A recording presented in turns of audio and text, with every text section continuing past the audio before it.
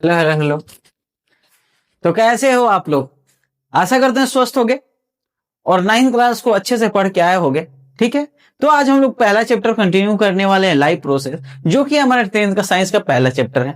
ये आज से हमारा बैच स्टार्ट हो रहा है और हम लोग इसमें कंटिन्यू करेंगे पूरे साइंस को डिटेल वाइज, एक एक टॉपिक वाइज, एक एक एनसीईआरटी का निचोड़ पढ़ेंगे मेरे भाई।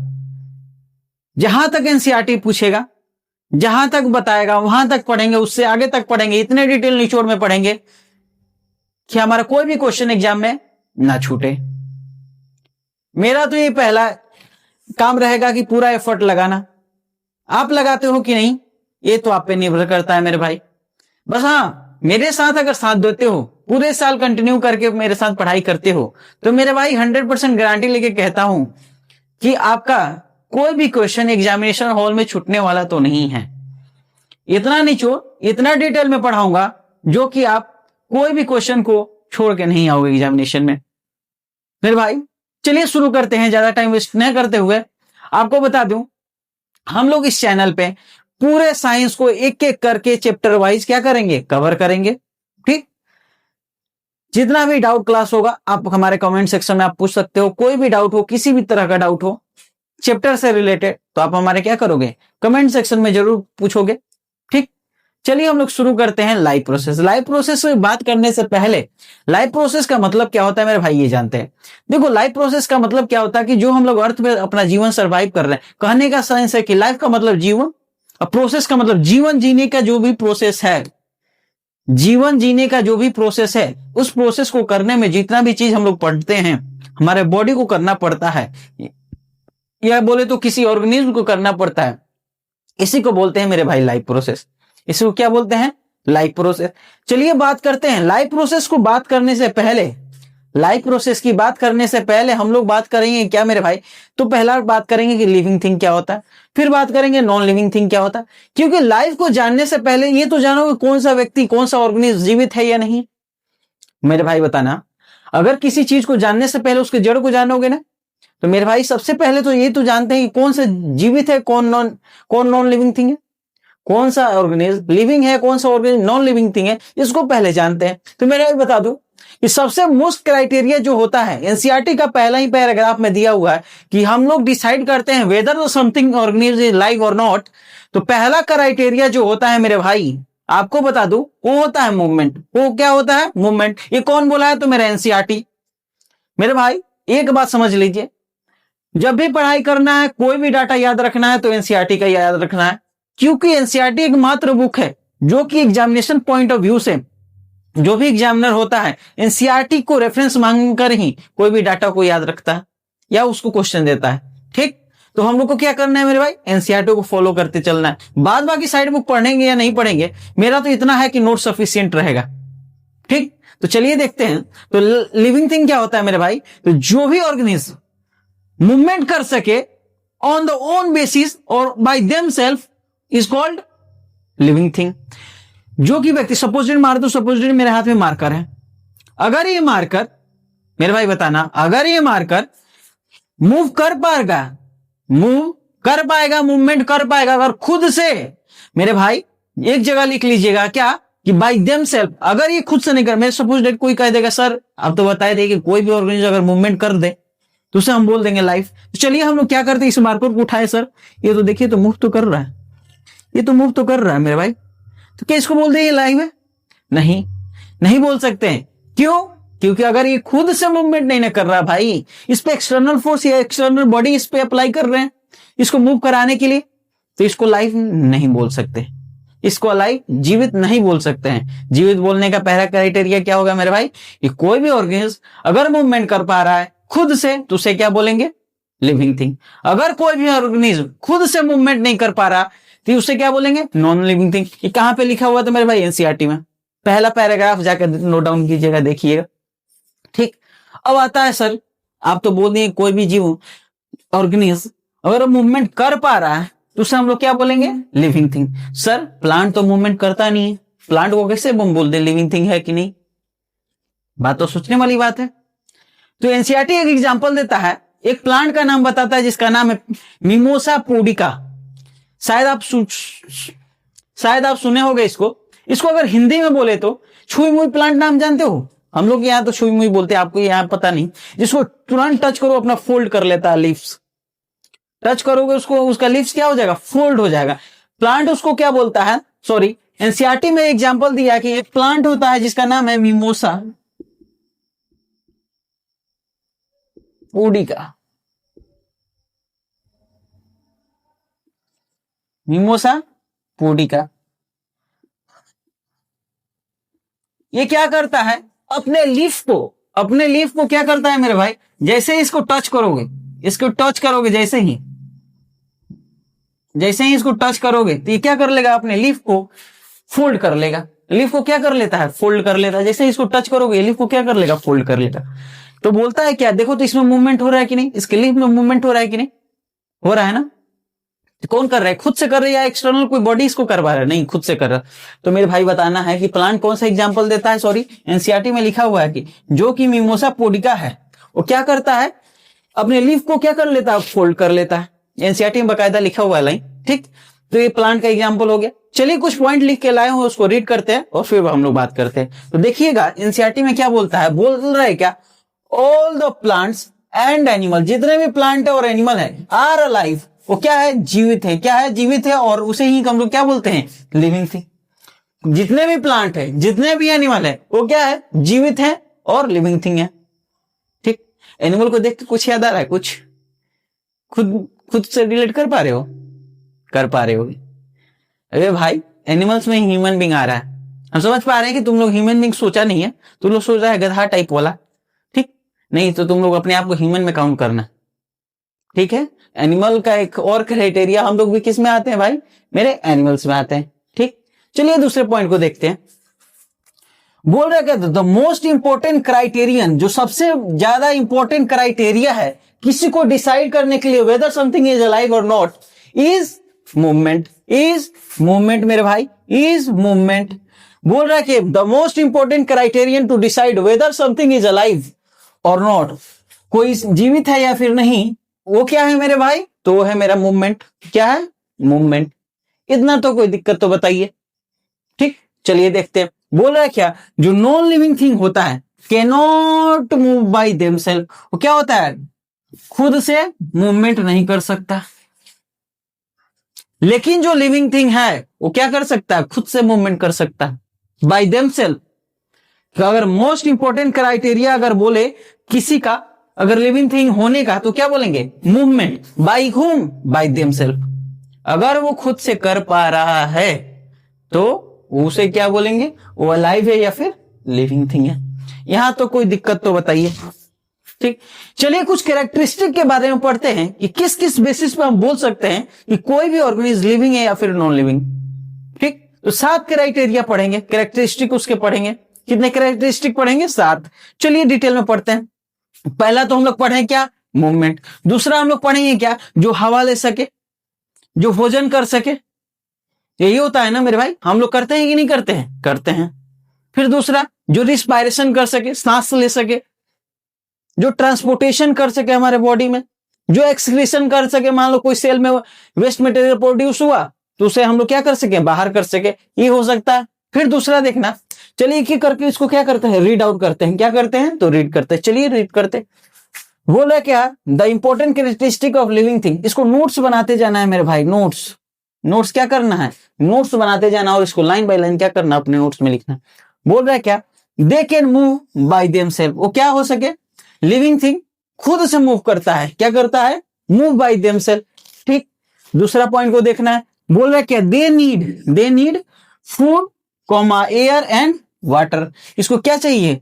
तो हवा चाहिए, भोजन चाहिए और पानी चाहिए जीने के लिए। लिविंग थिंग होने के लिए क्या क्या कैरेक्टरिस्टिक है? तो फूड है, एयर है और वाटर है। इसको चाहिए ही चाहिए। बिना खाने का जीवित रहोगे? बिना हवा का जीवित रह पाओगे? बिना पानी का नहीं ना। ठीक है, कैरेक्टरिस्टिक है। उसके बाद बोल रहा है क्या? अगर ये सब मिल रहा है तो क्या करेगा? ग्रोथ होगा उसमें क्या होगा मेरे भाई? तो ग्रोथ होगा। वो क्या करेगा? They can grow. अगर ये सब मिल रहा है तो ग्रो करेगा ही करेगा, ठीक। दूसरा, they can respond to the environment. Living thing क्या करता है? अपने एनवायरमेंट के अनुसार रिस्पॉन्ड करता है। सपोज मान लो अभी ऐसा हो जाए, अचानक से ठंडी पड़ रहा है, तुरंत से गर्मी पड़ने लगे, ठीक है, अगर ह्यूमन बॉडी उसका सर्वाइव कर पा रहा है, कोई भी ऑर्गेनिज्म सर्वाइव कर पा रहा है तो लाइव रहेगा, जीवित रहेगा। अगर सर्वाइव नहीं कर पाएगा तो जीवित रह पाएगा क्या? जीवित रह पाएगा? ह्यूमन बीइंग तो बोल रहे हैं, इसमें क्या बोलेंगे, तो कोई भी ऑर्गेनिज्म, मान लो सपोज डेट, अगर तुरंत अपने इन्वायरमेंट के अनुसार, इन्वायरमेंट जैसे जैसे बदल रहा है, अगर सर्वाइव नहीं कर पाएगा तो रहेगा। जैसे कि फॉर एग्जांपल डायनासोर अपने इन्वायरमेंट के अनुसार वो सर्वाइव नहीं कर पाए, अपने आप को ढाल नहीं पाए, तो आज क्या है, एक्सटिंक्ट हो गए हमारे अर्थ से। वैसे ही बोल रहा है कि कोई भी ऑर्गेनिज्म अगर इन्वायरमेंट के अनुसार रिस्पॉन्ड नहीं कर रहा है तो क्या कर सकता है, सर्वाइव कर सकता। सपोज इट, मान लो तुम ही हो और अचानक से बहुत ज्यादा ठंडी पड़ने लगे और तुम्हारा बॉडी उससे रिस्पॉन्डे नहीं कर रहा, तुमको ठंडी लगते जा रहा, तुम उससे रिस्पॉन्डे नहीं कर पा रहे हो, सर्वाइव कर पाओगे? ठंडी मार देगा, क्या होगा, ठंडी मार देगी। तो अगर इन्वायरमेंट से सर्वाइव कर पा रहे हो, रिस्पॉन्ड कर पा रहे हो इन्वायरमेंट के प्रति, तो तुम सर्वाइव कर पाओगे मेरे भाई, अगर नहीं तो फिर नहीं कर पाओगे। दूसरा क्या बोल रहा है, दे कैन रिस्पायर, वो क्या कर सकते हैं, सांस ले सकते हैं, रिस्पायरेशन कर सकते हैं, उसे क्या बोलेंगे, लिविंग थिंग। दूसरी बात करते हैं, बोल रहा है क्या, दे कैन एक्सक्रीट, जो भी लिविंग थिंग है वो क्या करता है, एक्सक्रीट। देखना मेरे भाई, एक्सक्रीशन और इजेशन में अंतर है, एक्सक्रीशन और इजेशन। इसमें जो इजेशन क्या होता है, जिसमें हम लोग सॉलिड वेस्ट अपने बॉडी से निकालते हैं मेरे भाई, सॉलिड वेस्ट क्या होता है हमारा, सॉलिड, इसे बोलते हैं इजेशन। और जो हमारा सेल लेवल पे जो वेस्ट प्रोड्यूस होता है, जैसे रिस्पायरेशन के दौरान हमारा सेल जो प्रोड्यूस किया, उसे हम लोग क्या बोलेंगे, एक्सक्रीशन। एक्सक्रीशन और इजेशन में अंतर समझिएगा, ध्यान देना इधर, कि जो हमारा सेल लेवल, टिश्यू लेवल पे हो रहा है उसे बोलेंगे एक्सक्रीशन, और जो हमारे बॉडी लेवल पे जो वेस्ट प्रोड्यूस हुआ और वो हम लोग बाहर निकाल रहे, सपोज मान लीजिए जो सॉलिड वेस्ट हम लोग निकालते हैं हमारे बॉडी से, उसे क्या बोलते हैं, इजेशन। इजेशन और एक्सक्रीशन में दोनों में अंतर है मेरे भाई, इसको ध्यान से समझना है, ठीक। चलिए अगला देखते हैं, बोल रहा है कि अगर लिविंग थिंग है, अलाइव है, तो रिप्रोड्यूस करेगा ही करेगा। वो क्या करेगा, रिप्रोड्यूस करेगा ही करेगा, ठीक है। अगर है तो क्या करेगा, रिप्रोड्यूस करेगा ही करेगा, ठीक है। इतना तक कोई दिक्कत परेशानी तो बताइए, इतना तक दिक्कत कोई परेशानी तो बताइए। चलिए अब हम बात करते हैं लाइफ प्रोसेस की। किसकी बात करते हैं, तो लाइफ प्रोसेस की। लाइफ प्रोसेस होता क्या है, इसके बारे में जानेंगे। तो चलिए देखते हैं, लिखिए तो फिर से जानते हैं। देखिए, जो भी बेसिक फंक्शन है अपने अर्थ पे सरवाइव करने का, आप जो भी बेसिक फंक्शन कर सको अपने अर्थ पे सरवाइव करने के लिए, वही होता है मेरे लाइफ प्रोसेस। कहने का सेंस है कि जितना भी आप प्रोसेस अपना जीवन जीने के लिए इस अर्थ पे करते हो, जो काम इस अर्थ पे करते हो अपने जीवन को सरवाइव करने के लिए, अपने अर्थ पे सरवाइव करने के लिए, वही होता है मेरे भाई लाइफ प्रोसेस। वही होता है क्या मेरे भाई, लाइफ प्रोसेस। चलिए हम लोग बात करते हैं कि कौन कौन से हम लोग काम करते हैं इस अर्थ पे सरवाइव करने के लिए, उसी चीज को चलिए नोट डाउन करते हैं। पहले जान लेते हैं डेफिनेशन कि लाइफ प्रोसेस होता क्या है, ठीक। तो चलिए देखिए, बोल रहा है क्या, the basic function perform by a living organism to maintain the life on earth are called life process. बोल रहा है क्या, वह बेसिक फंक्शन, वो सबसे छोटा फंक्शन, काम, जिसको हम लोग मेंटेन करते हैं अपने जीवन को जीने के लिए, किस पे, तो इस अर्थ पे सरवाइव करने के लिए, उसी को क्या बोलते हैं मेरे भाई, लाइफ प्रोसेस। उसी को क्या बोलते हैं, तो लाइफ प्रोसेस। यहां तक कोई दिक्कत परेशानी तो बताइए, अब आएगा क्वेश्चन क्या, अरे सर तो वो बेसिक फंक्शन होता क्या है। बेसिक फंक्शन को पहले तो हम लोग जानते हैं, पहला क्या होता है, न्यूट्रिशन, जो कि हम लोग भोजन लेते हैं। दूसरा होता है रिस्पायरेशन, जो हम लोग सांस लेते हैं, ये भी हमारे बॉडी के लिए काम है, अर्थ पे सरवाइव करने के लिए ही काम है। जैसे तुम लोगों को काम है ना अभी पढ़ाई करना, जो कि कर नहीं रहे हो, चक्कर लगा है किसका, तो XYZ का। XYZ पे फोकस नहीं करना है बाबू, यही साल भर का मेहनत पूरे जीवन भर साथ रहेगा, बता दे, ठीक। तो चलिए देखिए, जो बेसिक फंक्शन होता है वो क्या होता है, तो न्यूट्रिशन पहला, दूसरा रिस्पायरेशन, तीसरा ट्रांसपोर्टेशन, जो हमारा बॉडी में न्यूट्रिशन प्रोड्यूस हो उसको ट्रांसपोर्ट करके ले जाना, ठीक। जो एनर्जी हमारे बॉडी में बन गया, ठीक। तो वेस्ट मटेरियल भी तो उसके साथ साथ हमारे बॉडी में बनता है, वेस्ट मटेरियल भी बनता है ना उसके साथ साथ, तो एक्सक्रीशन, जो वेस्ट प्रोड्यूस हो उसको बाहर निकालेंगे। दूसरा, अगर एनर्जी हमारे बॉडी में बन गया है तो मेरे भाई अब काम करेंगे तो क्या, control and coordination. Control and coordination कौन करता है मेरे भाई, ब्रेन। हमारा 10th क्लास में एक चैप्टर ही है कंट्रोल एंड कोऑर्डिनेशन, वहीं पे हम लोग भर भर के डिटेल में इसके बारे में पढ़ना है कि कंट्रोल एंड कोऑर्डिनेशन होता कैसे है हमारे बॉडी में। ठीक, यहाँ पे हम उसको नहीं जानेंगे कहाँ पे, तो अगले चैप्टर कंट्रोल एंड कोऑर्डिनेशन। ठीक, उसके बाद भाई हमारा बात होता है कि जो एनर्जी बना वो हमारे ब्रेन तक गया तो हमारा ब्रेन क्या करेगा, हमारे पूरे बॉडी को कंट्रोल करेगा, कोऑर्डिनेट करेगा। जैसे कि हमारे यहाँ क्या होता है, जो भी इलेक्शन होते हैं हम लोग क्या करते हैं, अपने रिप्रेजेंटेटिव को चूज करते हैं। जैसे ही चूज करोगे तो क्या करेगा, देश को चलाएगा, देश को विनाश के मार्ग पे ले जाता है। आजकल तो यही हो रहा है ना। ठीक, पूरे हमारे देश को बात करें तो हमारे देश को क्या करता है, पूरे कोऑर्डिनेट करता है कि इस साल कौन सा काम होगा, यहाँ रोड बनेगा, यहाँ बिल्डिंग्स बनेंगी, ये सड़कें निर्माण होगी, यही सब करते हैं। ठीक, कोऑर्डिनेट कर। जैसे मान लो सपोज तुम्हारे मम्मी पापा हैं तो वो सोचते होंगे ना, एक गोल होता है लाइफ का कि हम कमाएंगे तो ये करना है, आज घर में ये करना है इस साल। ठीक, वैसे ही हमारा ब्रेन भी क्या करता है, हमारे पूरे बॉडी को कंट्रोल करता है। अगर हमको एनर्जी मिलता है तो हम इस टिश्यू को डैमेज हुआ है तो रिपेयर करेंगे ठीक करेंगे। हमारे बॉडी में मूवमेंट करने में मदद करेगा। मान लो चलना है तो उसके लिए एनर्जी चाहिए, उसके लिए कौन देगा, तो ब्रेन ही बताएगा कि वहां एनर्जी की जरूरत है पैर को, तो पैर को ले जाके दो। ठीक, तो ये है। उसके बाद कंट्रोल एंड कोऑर्डिनेशन की बात करें तो उसके बाद क्या होता है, ग्रोथ। उसके बाद क्या होगा, तो मूवमेंट। उसके बाद क्या होगा, तो लास्ट रिप्रोडक्शन। वाह, रिप्रोडक्शन को सुन के तो एकदम कुछ हुआ होगा। ठीक, बच्चा बायो का मतलब वही समझता है, वाह रिप्रोडक्शन पढ़ेंगे। तो सोच रहा होगा सर रिप्रोडक्शन का ही नहीं चालू किए, वे गधे पहले बेसिक फंक्शन तो पढ़ ले लाइफ प्रोसेस की, तब ना पढ़ेगा। ठीक है, तो चल पढ़ते हैं। तो रिप्रोडक्शन जो है इसके बारे में हम लोग बात करेंगे कब, तो हमारा अगला चैप्टर ही होगा रिप्रोडक्शन। लाइफ प्रोसेस के बाद रिप्रोडक्शन, उसके बाद हम लोग पढ़ेंगे कंट्रोल एंड कोऑर्डिनेशन। ठीक है, तो यही सब चीजें सीरीज वाइज हम लोग को क्या करना है, कंटिन्यू करना है। जल्दी हम अपडेट कर देंगे आप लोग को, शॉर्ट्स एक डाल देंगे जिसमें पूरा सिलेबस रहेगा, हम लोग किस तरीके से किस चैप्टर को कवर करने वाले हैं।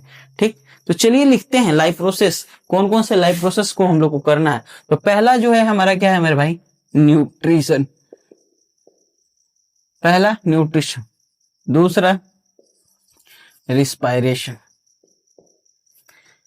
तीसरा एक्सक्रीशन, तीसरा हम लोग क्या बोले थे अभी, ट्रांसपोर्टेशन। चौथा मेरे भाई एक्सक्रीशन। पांचवा मेरे भाई तो कंट्रोल एंड कोऑर्डिनेशन। छठा तो ग्रोथ। सातवां तो मूवमेंट। और आठवां आप लोग का फेवरेट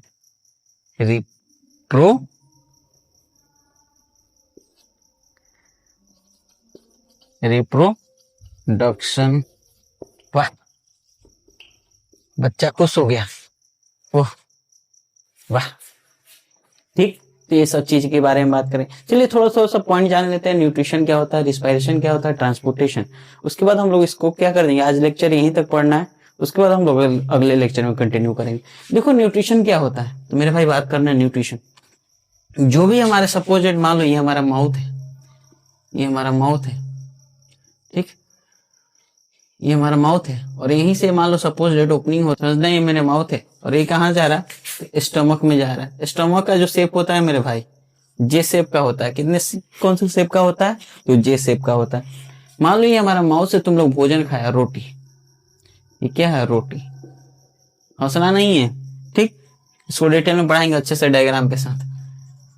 तो ये माउथ में गया, तो यहाँ से क्या होता है, पहले दांत की मदद से फिजिकल डाइजेशन होता है, ये आएगा वहां पे, तो ये हमारा ओसोफेगस, इसको बोलते हैं तो फूड पाइप। ओसोफेगस को क्या बोलते हैं, फूड पाइप। यहाँ से आया और यहाँ पे क्या होता है, ये हमारे स्टमक में छोटे छोटे पार्टिकल्स में क्या होता है, ब्रेक डाउन हो जाता है, वहीं से फिजिकल ब्रेक डाउन होता है। इसको क्या बोलते हैं, तो स्टमक, ये हमारा स्टमक। इतने तक के प्रोसेस को, बाहर से तुम भोजन लिया और यहां तक आया, ठीक, स्टमक तक, ठीक, और यहाँ पे डाइजेशन होगा, उसके बाद क्या होगा, ये सब प्रोसेस क्या तक जाएगा, तो पूरा डाइजेस्टेड तक, लार्ज इंटेस्टाइन तक, ये सब किस में आ जाएगा, तो न्यूट्रिशन में आ जाएगा। किस में आ जाएगा, तो न्यूट्रिशन। दूसरा क्या होता है, रिस्पायरेशन। मेरे भाई समझ, हाँ, रिस्पायरेशन क्या होता है, जो भी हम खाना खाए हैं और हमारा ये स्टमक और स्मॉल इंटेस्टाइन, इसके बाद क्या मिलेगा, स्मॉल इंटेस्टाइन, उसके बाद क्या मिलेगा, तो मेरे भाई लार्ज इंटेस्टाइन। उसके बाद क्या होगा, जो भी अनडाइजेस्टेड फूड होगा हमारे बॉडी से बाहर हो जाएगा। यही प्रोसेस होता है ना। इसके बाद स्मॉल इंटेस्टाइन, तो यहाँ पे जो हमारा स्मॉल इंटेस्टाइन में जो भोजन आता है, जो एनर्जी ये प्रोड्यूस किया, क्या प्रोड्यूस करेगा, एनर्जी प्रोड्यूस किया, ठीक, एनर्जी जो प्रोड्यूस हुआ, इस एनर्जी प्रोड्यूस करने के लिए हमारा रिस्पायरेशन रिस्पॉन्सिबल होता है। क्या रिस्पॉन्सिबल होता है, तो रिस्पायरेशन। यहीं से क्या होता है, हम लोग O2 लेते हैं और यही O2 क्या करता है, ग्लूकोज को जाके फर्दर ब्रेक डाउन करके वहां से एनर्जी रिलीज करवाता है। क्या करवाता है, एनर्जी रिलीज करवाता है। मेरे भाई समझना, रिस्पायरेशन क्या करता है, तो O2 हम जो भी यहाँ से नोज की मदद से O2 लेते हैं, ये O2 जाएगा हमारे फूड के पास, और फूड के पास जब जाएगा तो इसको क्या करेगा, ये जो भी फूड का पार्टिकल है इस पे क्या करेगा, O2 अटैक करेगा, इस पे O2 क्या करेगा, अटैक करेगा। इसे O2 अटैक करेगा, इसको ब्रेक डाउन होना शुरू होगा। फूड का पार्टिकल क्या होगा, ब्रेक डाउन होना शुरू करेगा, और ब्रेक डाउन होगा तो वहां से क्या प्रोड्यूस होगा, क्या प्रोड्यूस होगा, तो एनर्जी। क्या प्रोड्यूस होगा, एनर्जी। और ये जो एनर्जी प्रोड्यूस हुआ ये सेल्स क्या करेगा, एब्जॉर्ब कर लेगा। सेल्स क्या करेगा, इसको एब्जॉर्ब कर लेगा। एब्जॉर्ब कर लिया, ठीक है मेरे भाई, एनर्जी हमारे पेट में बन गया। अब मेरे भाई बात बताना, एनर्जी तो हमारी इस हाथ को भी चाहिए, इस पैर को भी चाहिए, इस सर को भी चाहिए। बना है एनर्जी कहाँ, हमारे इस एब्डोमिनल रीजन में, ठीक। तो इसको पहुंचाएगा कौन, तो यहाँ काम आता है हमारा ट्रांसपोर्टेशन सिस्टम। ट्रांसपोर्ट का मतलब वो बस गाड़ी वाला नहीं समझना है। यहाँ पे क्या करता है, जो नर्व्स होता है, हमारे ब्लड दौड़ते रहता है, वेन, वो काम आता है। ये क्या करेगा, जो भी हमारा नर्व्स होता है इसमें क्या करेगा, ब्लड दौड़ते रहता है। कौन सा, क्या दौड़ता है, ब्लड। ये क्या करेगा, एनर्जी इसमें जाएगा, क्या जाएगा, एनर्जी को एब्जॉर्ब करेगा और ले जाके जिस बॉडी पार्ट्स को जरूरत होगा वहां तक पहुंचा देगा, ठीक। अब वहां तक चल गया, ये पहुंच गया, और इस एनर्जी को प्रोड्यूस करने में यहाँ पे जो भी सेल्स के द्वारा जो भी वेस्ट मटेरियल प्रोड्यूस हुआ है, जिससे मान लो CO2 हो गया और सारी चीजें जो भी वेस्ट मटेरियल, ये क्या होगा, तो हमारी बॉडी से एक्सक्रीट करेगा। तो ये हमारा प्रोसेस इन्वॉल्व हो जाता है एक्सक्रीशन। क्या इन्वॉल्व होता है, तो एक्सक्रीशन, ठीक। जो एनर्जी प्रोड्यूस हुआ मान लो कहाँ जाएगा, तो ब्रेन के पास। किसके पास जाएगा, तो ब्रेन के पास। ब्रेन के पास गया तो ब्रेन हमारे क्या करेगा, हमारी बॉडी को कंट्रोल एंड कोऑर्डिनेट करेगा कि कब क्या काम करना है, कौन सा टिश्यू डैमेज हुआ है उसको रिपेयर करना है, ठीक, ये काम करेगा। उसके बाद मान लो एनर्जी जो है बच गया तो हमारा बॉडी क्या करेगा, ग्रोथ करेगा। देखते हो छोटा बच्चा जो रहता है उसका बॉडी धीरे धीरे क्या होता है, बड़ा होता है ना, क्यों, कैसे, तो हमारा बॉडी क्या करता है, ग्रोथ करता है। ग्रोथ के साथ साथ अगर कोई काम करना है तो मूवमेंट भी करेगा। क्या करेगा, मूवमेंट। और बाद बाकी जो होता है हमारा बॉडी क्या करता है, रिप्रोडक्शन। हमारा बॉडी क्या करता है, रिप्रोडक्शन। यही 7-8 टॉपिक जो था हमको पढ़ना है डिटेल में इस चैप्टर में, और इस चैप्टर में हम लोग यही 7 टॉपिक के बारे में अच्छे से पढ़ेंगे। जैसे कि रिप्रोडक्शन, इसको तो अलग से चैप्टर के बारे में चैप्टर ही पढ़ना है। कंट्रोल एंड कोऑर्डिनेशन अलग से चैप्टर ही पढ़ना है। हम यहाँ पे डिटेल में पढ़ना है nutrition, respiration, transportation, excretion, growth और मूवमेंट। और आज लेक्चर को यहीं खत्म करते हैं, ठीक। अगले क्लास से फिर ड्यूरेशन हम लोग बढ़ाएंगे, अच्छे से पढ़ेंगे, ठीक है। और कहीं भी अगर आपको डाउट आ रहा है, कहीं भी कुछ भी दिक्कत आ रहा है तो मेरे भाई कमेंट सेक्शन में जरूर बताइए, और अपने दोस्तों को शेयर कीजिए, ज्यादा से ज्यादा लोगों तक पहुंचाइए। और कंटेंट अच्छा लग रहा है तो लाइक सब्सक्राइब जरूर कीजिए, ठीक है। आज के लिए इतना ही, जय हिंद मेरे भाई।